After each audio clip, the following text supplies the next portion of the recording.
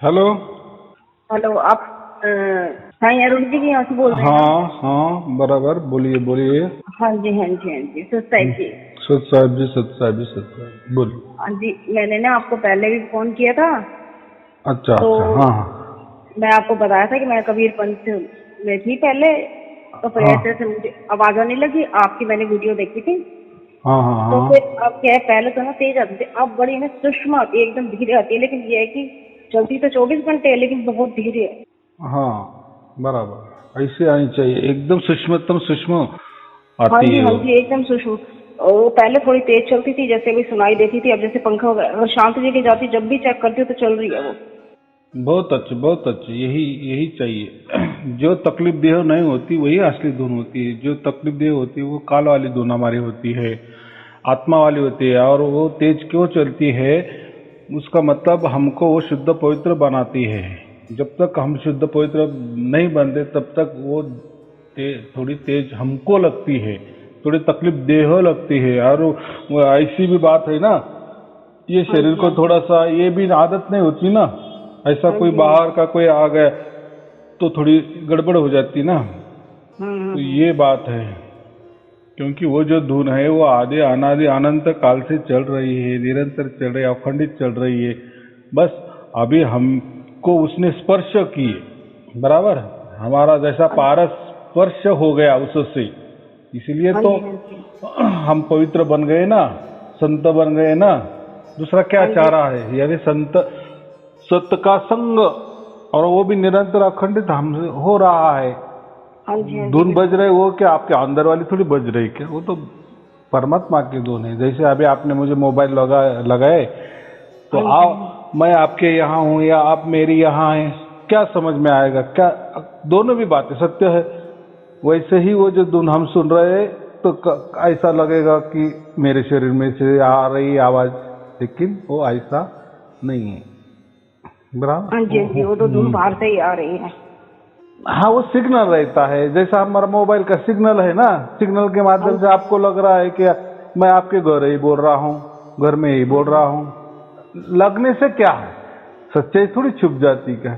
वैसा ये जो सत्य है, और यही सत्य है कि वो वहां से धुन चालू है और हम वो सुनते हैं, या हमारी सुरती वहां पहुंची है, इसलिए वहां जो चल रही है अखंडित हाँ निरंतर जी, वाली धुन हम सुन रहे हैं। बस यही तो है, इसलिए तो उसको तो हम कहते कि जीती जी मुक्ति, क्योंकि हमका हमारी जो सुरती है उसको हम आत्मा भी कह सकते हैं। तो ये वहां पहुंची। देखो, सुरती और आत्मा में कोई फर्क नहीं है, लेकिन ये तो सुरती क्यों? आपने चमत्कार कर दिया गुरुजी। नहीं तो हम इतने टाइम से इसमें लगे हुए थे, कबीर पंथ से लगे। तो कभी कभी मुझे आवाज आती थी, जैसे ही मैं ना दंडवत प्रणाम करती थी ना, हम्म। र- जी महाराज जी का मैंने वो ले रखा था ना। अच्छा अच्छा, हाँ हाँ जी, हाँ जी। हम्म। तो फिर क्या है कि तब मुझे ना ये आवाजें आती थी। मैं कई बार जाके कहती भी थी सेंटर पे, मैंने कहा मुझे इस तरह की आवाजें आती है। वो कहते ये काल की आवाजें, जैसे भी बात होती थी हमारा डिस्कस होता रहता था आपस में। तो मैं कहती अच्छा जी। फिर आपकी मैंने वो सुनी ना कैसे, फिर वो मैं सुननी स्टार्ट कर दी थी, तब जाके मेरी अब पहले थोड़ी तेज आती, लेकिन अब मैं सोच रही हूँ सूक्ष्म आने लगी, बिल्कुल धीरे आने लग गई है।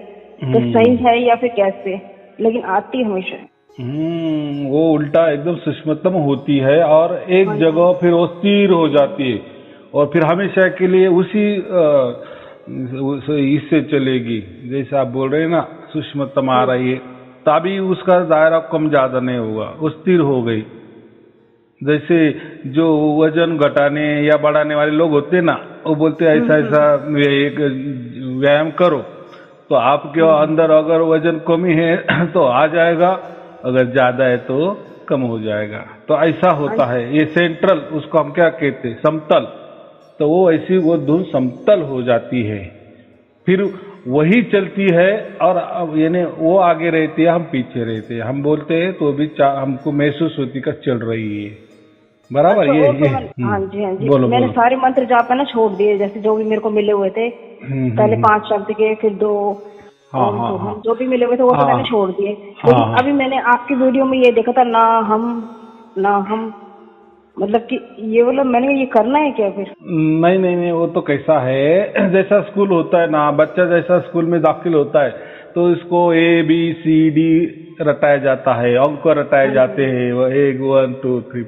तो वो आगे जाके तो फिर जो भी वो पढ़ता है तो वो थोड़ी ABCD उसमें कुछ आता है, वो तो डायरेक्ट ABCD के क्या बन जाते, शब्द बन जाते, वर्ड बन जाते, वर्ड के सेंटेंस बन जाते, सेंटेंस से पैरा बनता है, फिर लेसन बनते हैं, और वही फिर हम बोलने लगते हैं। तो सिखाने की एक पद्धति है, वो नहीं जाना। क्योंकि अभी आप बोलेगे ऐसा कैसा, क्या बेसिक तो सीखने से ही, तो आपका बेसिक दूसरी तरफ हो गया है ना। बेसिक माने मालूमात, ये मंत्र क्या होते हैं, तंत्र क्या होते हैं, गुरु क्या होते हैं, गुरु गद्दी क्या होती है, गुरु प्रणाली क्या होती है, गुरु परंपराएं क्या होती है, ध्यान क्या होता है, शब्द क्या होता है, जाप क्या होता है, अजपा क्या होता है, अननादे क्या होती है, श्वासों के द्वारा जो कुंभक होती है, कुंभक होता है, रेचक। तो ये यही बेसिक है आपका, किसी न किसी गुरु के पास हो गया रहता है ना, हमको मालूम है ना। हो गया, हाँ जी हाँ जी। हाँ, क्योंकि हमको मालूम है जब हमारे यहाँ आते हैं, ये हमारा डायरेक्ट PhD वाला है, और ऐसा भी नहीं है, आप आपके भाग्य से आती है, बराबर।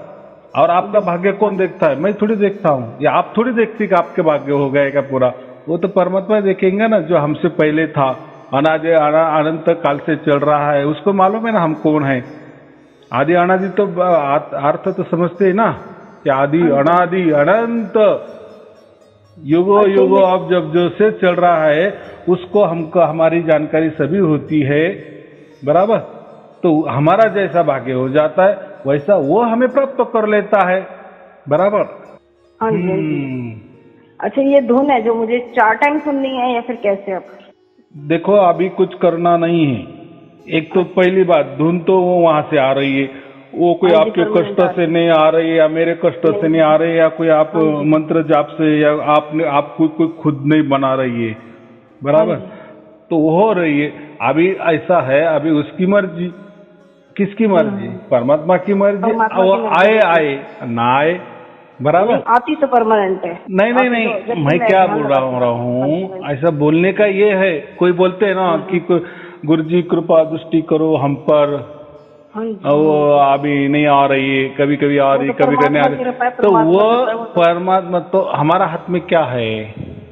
देखो ऐसा है, देखो हम क्या करते हैं, कभी दुकान में जाते हैं, हमको जो वस्तु चाहिए वो हमें मिल जाती है, बराबर। हाँ जी बिल्कुल। जो वस्तु हमें बहुत सारी दुकानों में नहीं मिली, बराबर, लेकिन किसी ने तो बता आपको वो वाली वस्तु चाहिए कि हाँ, फिर ऐसा फलाने यहाँ जाओ, बराबर। अगर आपका भाग्य अच्छा होगा तो दुकान खुला भी मिलेगा और वस्तु भी उसके पास अवेलेबल होगी। हम जाते हैं, बराबर, दुकान भी खुला होता है, दुकानदार वस्तु भी दिखाता है, हमें पसंद भी आती है, बस यहीं तक हम सीमित होते हैं। लेकिन उसके आगे वाली क्या प्रक्रिया होती है, ये लोग नहीं समझते ना कि उनके पैसे देने पड़ते हैं। तो ऐसा ही है, ये यानी हमको इतना परमात्मा बड़ा बढ़िया प्राप्त हुआ ना, तो आगे क्या करना है? अबे हमें स्वार्थ छोड़ देना है। क्या हुआ, आजकल हमने स्वार्थ से जो भी कुछ किए, गुरु भी किए, स्वार्थवश किए। अबे आप बोले स्वार्थवश क्या? स्वार्थवश यानी हमारा संसार अच्छा हो जाए, हमारे लड़के को अच्छा हो जाए, लड़की को अच्छा हो जाए, पतिदेव को अच्छा हो जाए, मेरा अच्छा हो जाए, हमें ये प्राप्त हो जाए, वो प्राप्त, तो ये स्वार्थवश हो गया। और फिर वो भी कोई मंत्र पिंत्र देते, वही भी हम स्वार्थवश होते, यानी जो गुरु लोग जो भी देते हैं स्वार्थ है। और देखो, तो स्वार्थ के वजह से कोई हमें परमात्मा प्राप्ति नहीं हुई, बराबर। हाँ, हो सकता है स्वार्थवश जो हमने किया, तो जो प्रकृति में जो कोई चीजें वो प्राप्त हुई होगी, लेकिन असल में वो वस्तु प्राप्त करना कोई नई बात नहीं ना, बराबर कि नहीं? वो कोई नई बात, वो तो इसी ब्रह्मांड की है ना फिर। हाँ, जो भी हो, ब्रह्मांड की अगर हम भक्ति करेंगे तो उसका फल तो हमें मिलेगा ही ना। देखो, जो भी चीज प्राप्त होती है ना, तो कभी मिट भी जाती है, बराबर। जैसे आई वैसे हो जाएगी भी, क्योंकि प्रकृति वाली वस्तु है, इसलिए उस टाइम का है। वो प्रकृति वाली जो भी वस्तु होती है, वो क्या होता है, परिवर्तनशील होता है, परिवर्तन ही होता है। आज हर दिन, हर क्षण, हर टाइम नया होता है, बराबर। और प्रकृति कैसा पहचानना? प्रकृति में कभी प्रेजेंट नहीं रहता, प्रेजेंट टेंस जो हम बोलते हैं ना, हाँ जी, हाँ जी, हाँ जी। साक्षात प्रत्यक्ष मौजूदगी वो नहीं होता। एक परमात्मा के सिवा प्रकृति में कुछ भी साक्षात नहीं होता। साक्षात म्हणजे हम उसको वर्तमान के प्रेजेंटेशन बोलते हैं। प्रेजेंट में हाँ जी, हाँ जी, हम अगर किसी ने कह दिए ना भाई कि आपके घड़ी में कितने बजे, आपके कितने बजे, बराबर, वो बोलता है ऐसा ऐसा फलाना सेकंड हो गए, इतने बज के इतना मिनट हो गए, इतना सेकंड हो गए। वो हाँ बोलते तक या आप बोलने से तक एक आधा सेकंड बढ़ भी जाता है, यानी पीछे हो जाता है। जो भी आपने बात बताई ना, वो कोई 0.1 क्यों है ना, वो कम हो जाता है ना, यानी वो जब तक सुनता है तब तक घड़ी पीछे हो जाती है। यानी वो जो प्रेजेंट है वो नहीं पकड़ सकते, बराबर।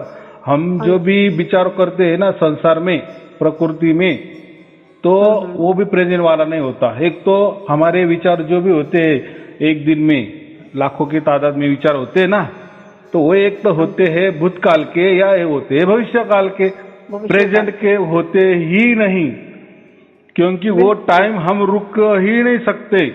टाइम रुकता नहीं है, टाइम तो चलता ही रहेगा, आगे बढ़ता ही रहेगा। हाँ, तो जहाँ टाइम होता है उसको हम काल बोलते हैं। जहाँ टाइम होता है वहाँ प्रेजेंट होता ही नहीं। वहाँ एक तो भूतकाल होगा या भविष्य काल होगा। भविष्य काल तो बात नहीं होती, काल का है तो फिर हाँ, तो हम समय में रहते हैं। उसका मतलब प्रकृति में रहना माने समय में रहना, काल में रहना। कितना सीधा बात है। इसलिए मैंने घड़ी का उदाहरण दे दिया ना। लेकिन लेकिन लेकिन जब हमें ये सार शब्द की प्राप्ति होती ना, तो वो प्रेजेंट रहता है। देखो, पूरी प्रकृति में प्रेजेंट हो ही नहीं सकता। प्रकृति वाला तो हर चीज नाशवान है। मैंने तो अभी घड़ी का उदाहरण दे दिया ना, बदलती रहती थी, बदलती।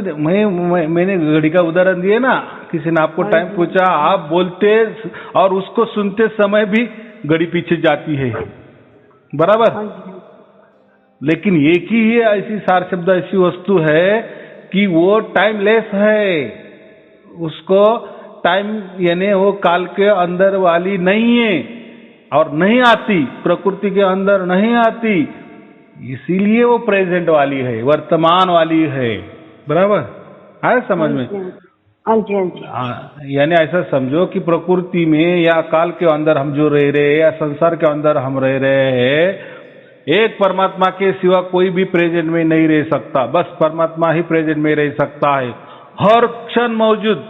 वो भी मौजूदगी उसकी कैसी, 0.00000 कितना ही लाखों अब जो भी जीरो लगाओ, हाँ जी, हाँ जी, तो वो प्रेजेंट ही रहता है उसमें। यानी कोई 0 के कितने भी लगाओ, उतना सेकंड का अंतर भी नहीं रहता, नहीं रहता। इसीलिए वो प्रेजेंट है ना। इसीलिए तो उसको क्या कहा है, आदि अनादि अनंत, हाँ, और निरंतर और अखंडित में चल रहा है ना। वही हमें प्राप्त हो गया ना। अभी हम मौजूद कर रहे हैं ना, उसका 24 घंटे मौजूदगी कर रहे हैं ना। अगर वही अगर यही हमारे अंदर होता, ऐसा समझो, कोई बोलते हैं ना, अरे वो तो हमारे अंदर ही था, वो बाहर आ गया। ऐसा कैसा बाहर आया? इसके पहले क्यों नहीं आया? या तुम्हारा क्यों नहीं आ रहा है? देखो, आपको अभी सार शब्द प्राप्त हुआ। यही आप बात 100 जनों को पूछो कि आपको कोई ऐसा आवाज आ रहा है, तो 99.9% लोग बोलेंगे नहीं आ रहा है। चलो 1000 बोलेगा हाँ आ रहा है, तो वो क्या होगा, वो कहेगा इतना नहीं आता, कभी कभार आता है। माने क्या हुआ, फिर वो काल का आवाज हो गया ना। अच्छा, मुझे ये बताओ कि जैसे हमारे जो संत हैं, क्या मैं उनसे इस बारे में बात कर सकती हूँ? कर सकते हो, क्यों नहीं। लेकिन ऐसी बात है कि देखो, ये जो बात है ना, सार शब्द वाली बात होती है, तो ये भेदी गुरु ही, देखो जैसे कोई वस्तु, जैसे कोरोना आ गया, बराबर, तो उसके साथ साथ बाद में कुछ महीने के बाद वैक्सीन भी आ गई उसकी, बराबर। जैसा रावण पैदा हो गया तो बाद में राम भी पैदा हो गए। शेयर कर सकती हूँ, जैसे मैं आपकी वीडियो उन तक भेज दूँ कि भाई तुम एक बार देखो, समझो। वो नहीं, देखो अभी अगर उनका भाग्य होगा तो तुरंत समझ जाएंगे, बराबर। अगर उनका भाग्य ही नहीं तो संशय में जाएंगे। क्यों संशय में जाएंगे?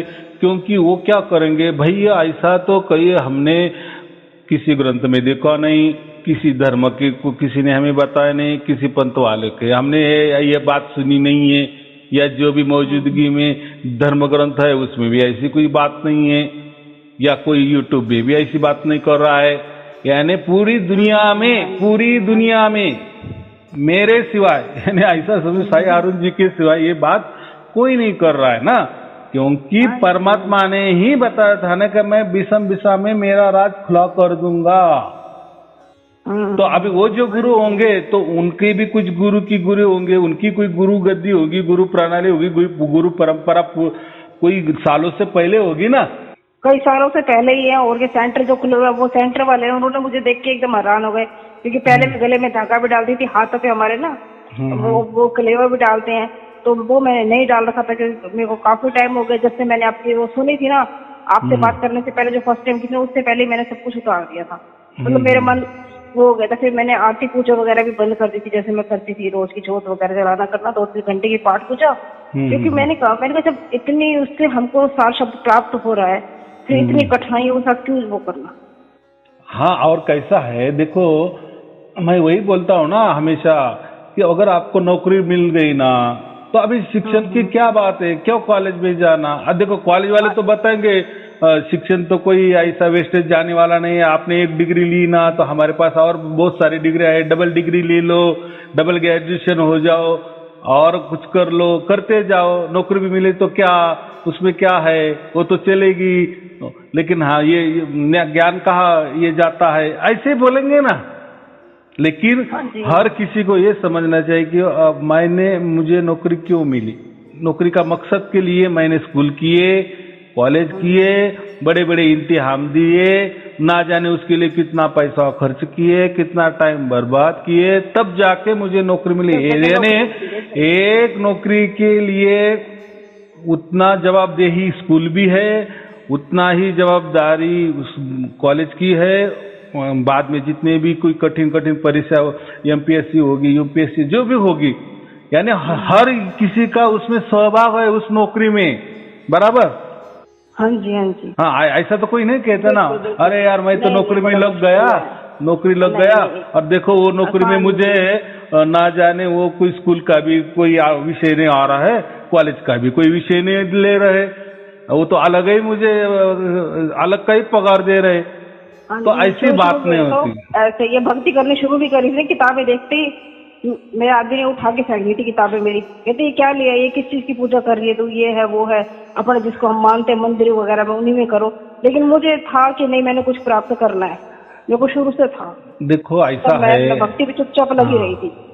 आजकल के जो गुरु लोग हैं ना, ये सब कमर्शियल हो गए, पैसा कमाने का वो जो उनका जरिया भगत लोग हो गए। तो वो ऐसा कभी नहीं कहेंगे कि आपने हमारे गुरु को ज्वाइन किए, हमारे यहाँ भक्ति कर दी, उसका ही प्रतिफल आपको परमात्मा मिल गया, बहुत अच्छी बात है। जैसे कोई कॉलेज वाला आगे आएगा, अरे आप तो हमारे स्टूडेंट हो, बहुत अच्छे, आपने जो हासिल किया, अब वो बड़ी कंपनी, इंटरनेशनल कंपनी में आप लग गए, तो हमारा अभी कॉलेज का नाम रोशन हो गया, आप इतने इसमें, तो हमको अभी खुशी महसूस होती है, बराबर कि नहीं। ये तो संसार में होता है, लेकिन ये गुरु लोग नहीं कहेंगे, वो उल्टे कहेंगे, अरे क्या नौकरी, वो सब झूठ नौकरी है, क्या नौकरी का, कितना पेट के लिए क्या लगता था, इतना क्या जरूरत है, नौकरी लगता है फिर हमको थोड़ी ना पूछेंगे। हाँ, अभी कैसे आप समझ, लाख टके की बात थी, तो वो तो क्या देखेंगे, वो वही देखेंगे ना। देखो हर गुरु, कोई शिष्य उनके पास आता है ना और वो कहता है ना कि मैंने 5-25 गुरु किए, लेकिन आपका अच्छा लगा इसलिए मैं आया, बराबर। तो क्या कहते हैं, अरे बहुत अच्छा, आपका भाग्य अच्छा कि आप बराबर जगह आ गए, बराबर। लेकिन समझो हमको उसका अच्छा नहीं लगा और फिर उनको कहो कि नहीं, अभी हम आपको भी छोड़ देने वाले हैं, क्योंकि हमने 25 बनाए तो उसमें भी हमें नहीं मिला, अब मैंने अभी 26 आपको बनाए, लेकिन जो मुझे चाहिए आपके पास नहीं है, मैं छोड़ रहा। तो देखो कैसा आपको गाली गलौज करेंगे, कितना शिवाय शाप देंगे। तभी तो मैंने जिसको ज्यादा किया ना, उन्होंने मेरे हाथ देख लिया और गला देख लिया ना, भाई इसने छोड़ दिया है, सेंटर वाले थे, मेरे हेड थे वो, जो तो फिर देख लिया मुझे। उनको यही कहना, जब मैं आई थी, जब मैंने कहा था कि मैंने 25 गुरु किए तो भी आपको फिर चला था, तो क्या बोले कोई बात नहीं, अब आप असली ठिकाने पे आ गई, बराबर। अब मैं अगर मेरे मन से अब मेरा जो चाहिए मुझे नहीं मिला आपसे, तो मैंने दूसरी तरफ मुझे मिल गया, तो फिर आप नाराज क्यों हो रहे हैं? वो दूसरी वस्तु को गलत क्यों कह रहे? अगर वही वस्तु आपने दी होती या उसकी जैसी कोई तो भी सिमिलरली में दी होती तो भी चल सकता था ना। उन्होंने वो आवाज दिखाया, आपने कोई अलग आवाज दिखाने, आपने तो सिर्फ मंत्र ही पढ़ा दिए, यही रटो, आपने खुद की आरती हमसे करवा ली, आपके चरणामृत हमें पिलवाने दिए, बराबर। आपकी भक्ति आपने करवा ली, कर रहे थे हमारे से, बराबर। हमारा टाइम वेस्टेज हो गया ताकि भाई आगे तक यहीं तक की साधना थी।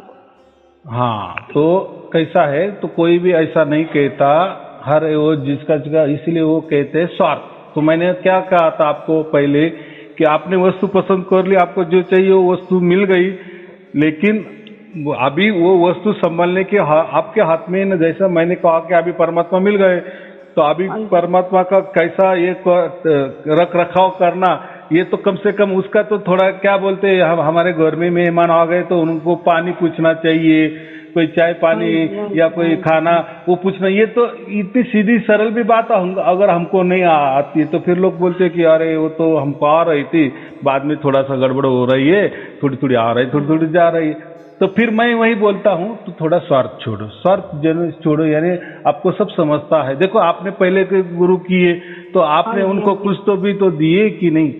बिल्कुल बराबर। कि उन्होंने तो परमात्मा दिखाया ही भी नहीं था, तो भी एक भरोसे, एक विश्वास के साथ आप जुड़े थे, आपका टाइम वेस्टेज करके, आपका खर्चा ये करके आप ये कर रहे थे ना, लेकिन आप तो अभी मिल गए ना। हाँ जी बिल्कुल। तो इसलिए हाँ जी, आपका जो ये फोन नंबर है, इसमें ये मतलब कि जो भी हमने पहुँचाना, जो भी हमने करना होता है, इसी में ही है, यही नंबर है? हाँ, यही नंबर होता है। तो मेरा कहने का ऐसा मतलब है कि आदमी स्वार्थी रहता है तो स्वार्थ छोड़ देना है। तो क्यों अभी स्वार्थ छोड़ना है? क्योंकि हमारी अभी जो सुरती है, ये हमारा आत्मा है, परमात्मा में विलीन हो गया, अभी हमारा कुछ भी नहीं रहा। और हमारा अगर कुछ भी न रहने के बावजूद भी अगर हम ये संसार में स्वार्थ करते रहेंगे तो कैसा होगा? या कोई पुण्य कमाते रहेंगे, अरे भाई जो भी पाप करते हो, पुण्य करते हो, तो उसके अनुसार आपको अगला जन्म मिलता है, बराबर, वो भोगने के लिए। लेकिन यहाँ तो आपको जीते जी परमात्मा मिल गया है, बराबर, आपका मोस्ट ऑफ का टिकट भी कट गया है, आप पाप पुण्य के परे हो गए, अच्छा बुरा के परे हो गए।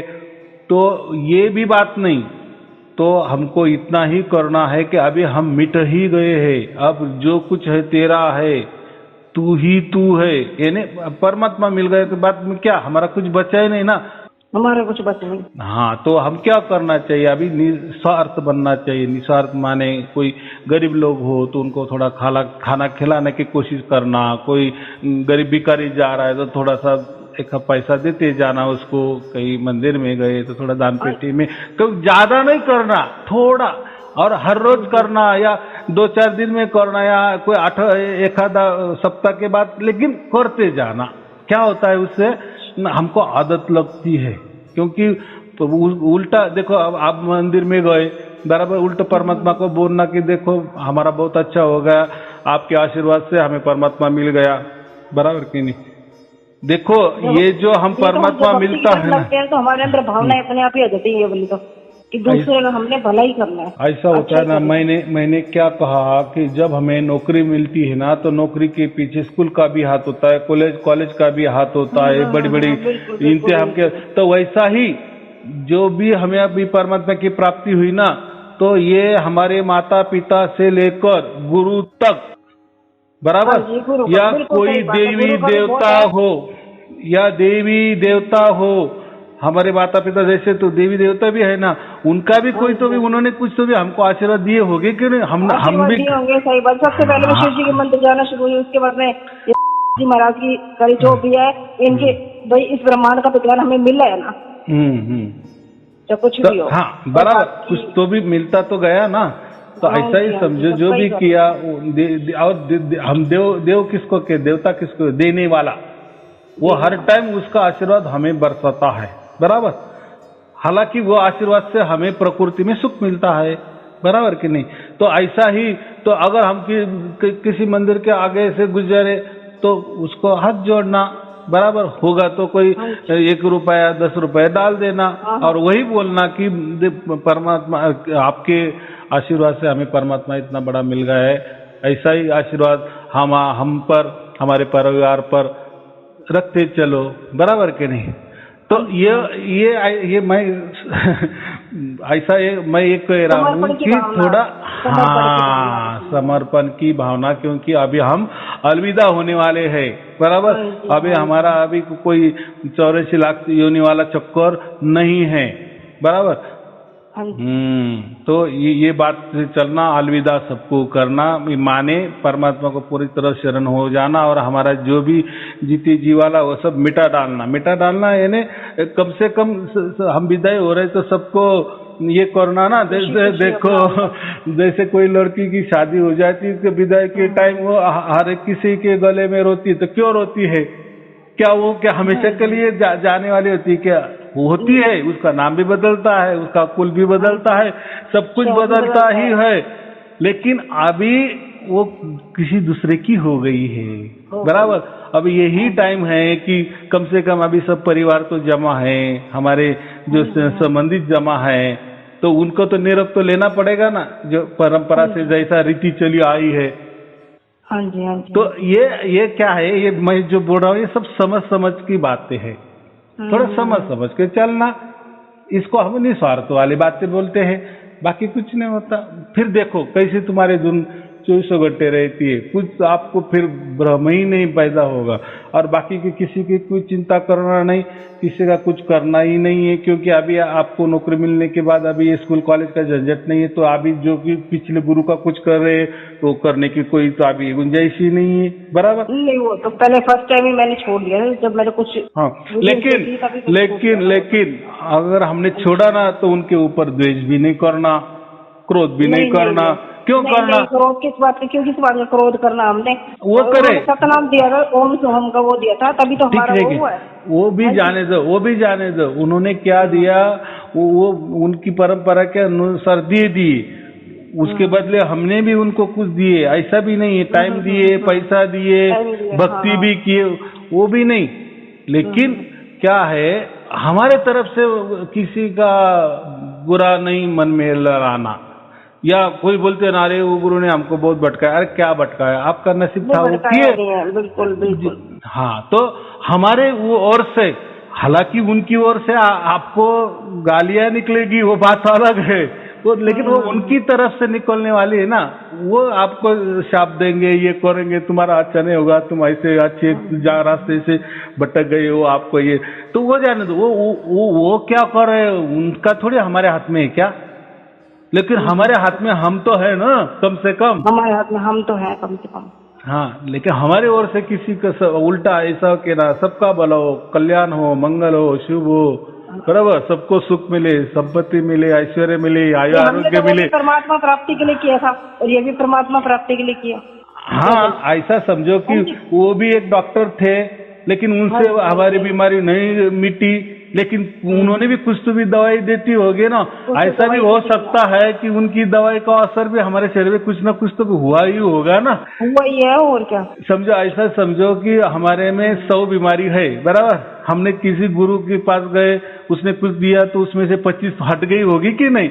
बाद में दूसरा किया, उससे 25 गया, 50 रह गए, फिर तीसरा किया, वो 25 गए तो 25 रह गए, और बाकी जो लास्ट वाला गुरु है वो किए हमने, तो उससे 24 गए, समझो, रहा एक, बराबर, और एक में ये लास्ट वाला आ गया। लेकिन वो जो पहले पिछले किए तो उनका भी सहभाग था, उन्होंने भी कुछ तो भी देते थे, कुछ तो भी आपका रोग हटता जाता था।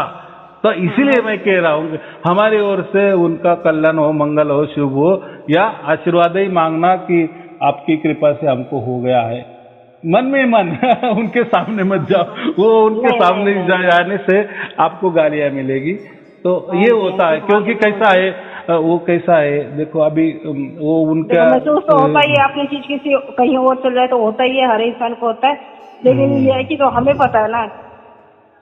और कैसा है वो गुरु लोग नहीं समझते कि देखो इन्होंने इतना बढ़िया चीज ये की है और जिससे भी प्राप्त की है उसका कोई धर्म नहीं, कोई पंथ नहीं, कोई गुरु गद्दी नहीं, कोई गुरु प्रणाली नहीं, कोई गुरु परंपरा नहीं, या वो खुद को कभी गुरु भी मानते नहीं, कोई उनका आश्रम भी नहीं है, और वो जो भी दे रहे सबको फ्री में दे रहे, वो फ्री में यानी कहीं आना नहीं। देखो कुछ करना चाहते हो तो मैं क्या कहता हूँ हमेशा, भाई देखो आप आपके घर में रहो बराबर, कहीं जाओ नहीं, कहीं आना नहीं, कहीं जाना नहीं, कहीं खर्चा नहीं।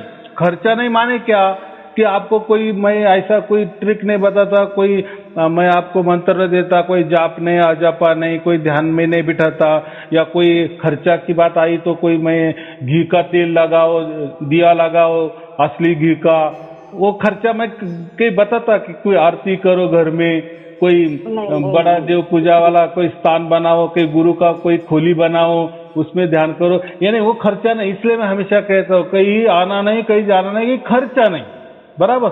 और देखो ना उससे क्या होगा, अगर समझो ऐसा उल्टा समझो, मेरा कोई धर्म होता या मेरा कोई पंथ होता, मेरी कोई गुरु गद्दी होती, कोई गुरु प्रणाली, और मैंने ऐसा ये दे दिया होता, या मेरे कोई आश्रम होते बराबर कि नहीं, तो आपको मेरे आश्रम में आना पड़ता, कितना खर्चा होता।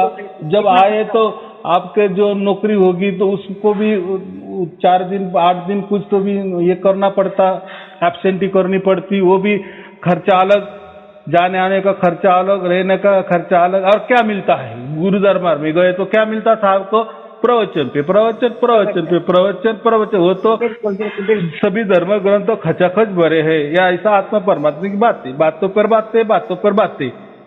लेकिन ये एक ऐसा ही वही एक दौर था बराबर, वही दौर था। देखो अभी ऐसा दौर की बात मैं करता हूँ, जैसे गाने हैं ना पिक्चर के, तब हमको कैसेट खरीदी करनी पड़ती थी, कोई सीडी खरीदी करनी पड़ती थी, फिर सीडी में लगाना पड़ता था बराबर, या कोई गाने रिकॉर्डिंग करनी पड़ती थी हमारे हिसाब से, कितना झंझट वाला काम था। अभी वो झंझट खत्म, अभी मोबाइल में जो भी चाहे इंटरनेट पे 1 सेकंड में गाना मिल जाता है, सुन लेते हैं, फेंक देते हैं। तो क्या हुआ ऐसा ही। लेकिन वो टाइम में सचमुच हमें गुरु के पास हम जाते थे, खर्चा करके जाते थे, रोजंदारी ये करके जाते थे, और वहीं वो हम सिर्फ प्रवचन सुनते थे, लेकिन उसमें बहुत आनंद आता था हमें, वो कथा कहानी में भी और ऐसा कभी विचार भी नहीं किया। और गुरु लोग भी वही बताते हैं, ये कथा कहानी ही सत्संग है, इससे आपको सत्य का संग हो गया है, इससे बहुत पुण्य मिलता है। फिर वो भी बताते कि सत्संग सुनने से ये मिलता है, गुरु भक्ति मिलती है। देखो हम आपके सामने हैं, आपने हमारी पूजा की, आरती की, ये किया, तो ये बहुत बड़ा भाग्य है आपका, बहुत उसका पुण्य मिलने वाला है, इसे बहुत जल्दी आपको पर्वत मिलेगा। ऐसा करके 20 बरस 40 बरस 50 बरस किसी को मिला नहीं, वो बात नहीं, फिर हम भी एडिक्ट हो जाते, ऐसा कोई परमात्मा निर्मात्मा नहीं। तो फिर वो क्या कहते कि हम ही परमात्मा है, खुद ही परमात्मा है ना भाई, तू फिर क्या सीखा आज तक, 50 बरस दुनिया भर के बिजनेस चल रहे हैं। मैं वो भी जान दो, तो वो क्या बोलेंगे कि फिर 50 साल तुमने क्या सीखा। अरे हमारी तुम आरती करते थे ना, फिर किसकी करते? अरे हम साक्षात परमात्मा है भाई, यही परमात्मा होता है, ऐसा कुछ नहीं है। कहीं लिखा है क्या ऐसा कुछ परमात्मा होगा? वो तो ऐसा लिखा है, तब के गुरु होंगे या तब के कोई संत होंगे, कोई तब वो टाइम सतयुग वाला था, सब लोग स्वच्छ पवित्र रहते थे, सबकी बुद्धि सत्य होती थी, उस टाइम होता होगा परमात्मा का साक्षात्कार। ये टाइम कहाँ है ये घोर कलयुग में? लेकिन अभी उनको बताओ कि हाँ, ये घोर कलयुग में भी परमात्मा उसके वचनों से जागे और सबके उनके जिसका भी भाग्य हुआ उनको मिल रहे हैं, और अखंडित मिल रहे हैं। वो क्या कोई चमत्कार के ऐसा एक दिन के लिए नहीं मिल रहे, एक क्षण के लिए नहीं मिल रहे, अखंडित निरंतर मिल रहे, हमेशा के लिए मिल नहीं रहे। परमात्मा ने उनको उसके गोद में उठा लिए है, कितना बड़ा चमत्कार घोर कलयुग में। तो ऐसा मैं कह रहा हूँ, तो मेरा ऐसा कुछ नहीं है, तो उनसे और मेरी दुश्मनी करने का कोई ये नहीं है ना, बराबर। अगर मैं ऐसा कुछ करता, कोई मेरा आश्रम होता, मैं गुरु होता, तो लोग ये क्या कहते, फिर ये वो तो क्या कर रहे हो, धंधा कर रहे हैं ना। और ऐसा कैसा परमात्मा उनको मिल गया, उनको पंथों को मिल गया, या उनको धर्म को मिल गया, या उनकी गुरुगद्दी को मिल गया, हमको यानी परमात्मा पार्टिसिपेट करता है, ऐसा भी होता है ना। देखो दोनों भी अर्थ होते हैं, लेकिन जान दो जो है सत है सत है, मेरा ऐसा कुछ नहीं है। इसलिए उनको भी कोई नाराजगी मेरे से करने से ये नहीं है, ऐसा मेरे तो कुछ, मुझे तो किसी ने तो कुछ कहा नहीं है। लेकिन जो भी भगत लोग है ना, वो बोलते हैं कि आप जो कर रहे हो, आप जो सुन रहे हो अच्छा नहीं कर रहे हो, इसका आपको बहुत भुगतान करना पड़ेगा, ऐसा बोलते हैं। वो क्या भुगतान करने का? देखो परमात्मा की सेवा करना, या कोई उसका लगाव करना, या उसका सत्संग करना, या उस सत्य में विलीन होना, कोई पाप कर रहे हो क्या आप? नहीं, हमें क्या टेंशन लेनी, स्वयं परमात्मा हमारे साथ है, हमें क्या वो बराबर की नहीं। ये शरीरधारी परमात्मा बड़े क्या, वो निर्गुण निराकार के परे वाला परमात्मा, और जो सचमुच में हमें 24 घंटे हमारे साथ में रह रहा है, उसके गोद में हमने उसने उठा लिया है, इसीलिए तो हम उसकी महसूस कर रहे हैं ना। बराबर कि नहीं? जैसे हम रेलगाड़ी में बैठ जाते हैं तो रेलगाड़ी तो चल रही है, तो इसे ये ने क्या हो गया, वो रेलगाड़ी आप उसकी गोद में बैठ गए ना, सीट में बैठ गए वो गोद में। वैसा परमात्मा तो अनंत काल से अखंडित आदि अनादि से चल रहा है, निरंतर चल रहा है। उसी रेलगाड़ी में उसने हमको बिठाने को दिया है, जगह दी है उसकी गोद में, इसलिए मैं कहता उसकी गोद में हम बैठ गए और चल रहा है, उसकी महसूस भी कर रहे हैं ना। अभी रेल चल रही है, रेल में आप बैठे तो क्या है, वो महसूस हो रहे है ना, चल रही है आप देख रहे हैं ना, वो रुकी थोड़ी है, रुकी थोड़ी ना। हाँ, तो यही बात होती है कि जो आदि अनादि अनंत काल से चला हुआ परमात्मा है, उसने हमको हम बिठा लिए उसके गोद में, कितना बड़ा चमत्कार है। और हम वो जान रहे हैं ना, खुद जान रहे हैं ना, स्वयं उसका अनुभव कर रहे हैं ना, 24 घंटे कर रहे, निरंतर कर रहे, अखंडित कर रहे। और क्या साक्ष्य चाहिए, किसके और दूसरे सर्टिफिकेट की क्या जरूरत है? मेरे सर्टिफिकेट की क्या जरूरत है? तो वो तो गुरु बाद में की बात है, उनकी क्या जरूरत है सर्टिफिकेट की? जो मैं महसूस कर रही वो गलत है क्या? हमको भी दिमाग है कि नहीं? हर किसी को दिमाग है कि नहीं कि हम क्या कर रहे, अच्छा कर रहे या बुरा कर रहे? कि कबीर जी ने क्या यही लिखा था ना, कबीर बीजक पढ़ो, यही सार शब्द के बारे में खचाखच भरा है। कबीर सागर में सार शब्द के बारे, इन्होंने सार शब्द की बात ही नहीं की, क्योंकि इनके पास नहीं था। तो फिर वो जैसा किसी दुकानदार के पास वो वस्तु नहीं होती और हम वो वस्तु पूछते तो वो क्या करता, अरे वो छोड़ दो, क्या वो अच्छी नहीं है, वो जानते, मैं आपको उसी कीमत के और कम कीमत वाली और उससे से भी और अच्छा देता हूँ, ऐसा कहेगा ना। दुकानदारी वो छोड़ेगा। ये गुरु ने ऐसा कर दिया ना। और सार शब्द किसको का प्राप्त होता है, और क्या करना है सार शब्द से? कोई परमात्मा प्राप्त नहीं होता, ऐसा कोई सार शब्द नहीं होता, ऐसा करके ना नहीं दिए। लेकिन आज तो सब लाखों लोगों को प्राप्त हो रहा है, सब लोग स्वयं उसको अनुभव कर रहे, उस अनुभव में जी रहे हैं, 24 घंटा जी रहे हैं। और क्या चमत्कार चाहिए परमात्मा का?